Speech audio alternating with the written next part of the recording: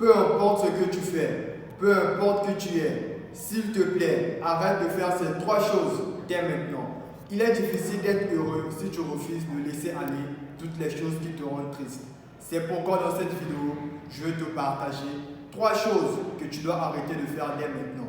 Mais tu connais la règle, si tu n'es pas encore abonné sur cette chaîne, je t'invite dès maintenant à t'abonner et d'activer la cloche de notification pour faire partie de cette belle communauté.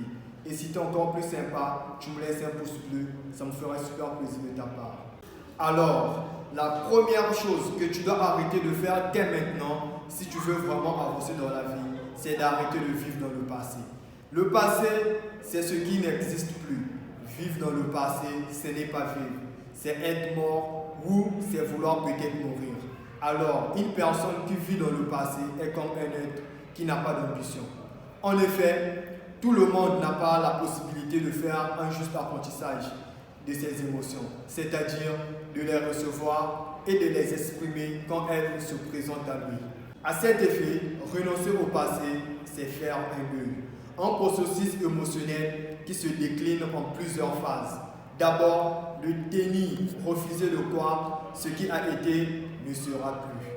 Puis la colère en vouloir autant qui passe. Ensuite, la peur en se posant la question, que va-t-il se passer maintenant?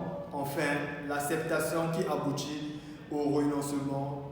Les personnes qui vivent accrochées au passé n'arrivent pas à suivre ce processus parce qu'elles refusent leurs émotions. Donc, ayez la capacité de se libérer du passé et développer le potentiel d'avancer dans la vie. Alors, le passé est une place de référence et non une place de résidence.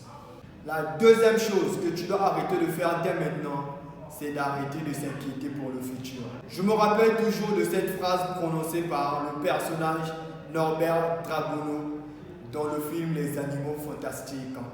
Stipulant que j'ai pour philosophie que s'inquiéter, c'est souffrir 2 fois. Pour éviter que notre esprit parte en vrille, bon nombre d'entre nous s'accrochent à une petite phrase philosophique comme la fameuse « pas de nouvelles, bonne nouvelle ».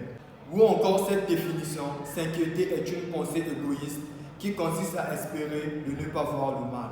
Quant au moine bouddhiste Matthieu Ricard, il rappelle dans la pensée du Dalai Lama, face à une situation difficile, si quelque chose peut être entrepris, il n'y a pas de raison de s'inquiéter.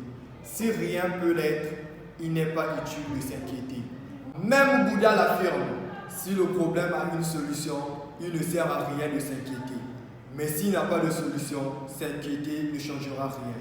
Donc, arrêtez de s'inquiéter de votre futur, parce qu'il ne fassera pas le problème de demain. Cela ne fait qu'enlever la paix d'aujourd'hui. Et la troisième chose que tu dois arrêter de faire maintenant, si tu veux vraiment vivre dans ta vie, c'est de ne plus te rabaisser constamment. Bon, je vais te poser une question. Pourquoi tu te rabaisses?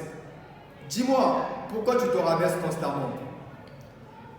Il est écrit dans la Bible, dans Jérémie 17, verset 5, que maudit soit celui qui se confie en l'homme, et béni soit celui qui se confie à l'Éternel. Donc, ça ne sert à rien de te rabaisser devant une personne comme toi. Que ce soit dans l'amitié ou dans n'importe quelle relation,